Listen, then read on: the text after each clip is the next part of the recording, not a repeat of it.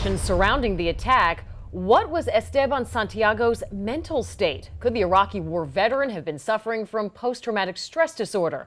Local 10 medical specialist Kristi Krueger talked to a local expert about the warning signs and why this man apparently slipped through the cracks. She continues our team coverage.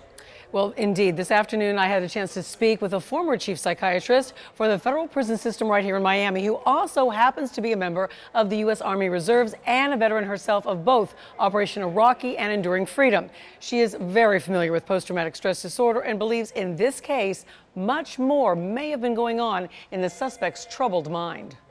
Long before he allegedly opened fire on innocent travelers, relatives of 26-year-old Esteban Santiago said he had a history of anger issues and mental health problems that they directly relate to his military service. Psychiatrist Dr. Delvina Thomas, who is also a lieutenant colonel in the U.S. Army Reserves, says post-traumatic stress disorder, or PTSD, is common among veterans. This is like a very specific type of anxiety.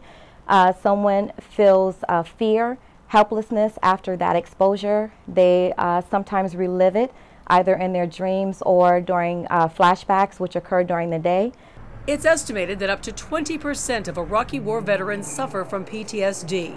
In April of 2014, an Iraqi war veteran opened fire at the Fort Hood military base in Texas, killing 3 and injuring 16 others before committing suicide. Dr. Thomas says in most cases, PTSD does not lead to violence. But in this case, other mental health issues like an antisocial personality disorder or schizophrenia may also have come into play. Schizophrenia is one of those diseases that in men we do see that the first symptoms may occur during the ages around 17 or 18, sometimes in the early 20s as well. Records show Santiago had a history of run-ins with police, something that Dr. Thomas says, combined with his history of hallucinations, should have been a red flag for both law enforcement and mental health officials in Alaska. Hey, we have this guy, he's been here multiple times, he's committing these bizarre crimes, he's offending in these bizarre ways.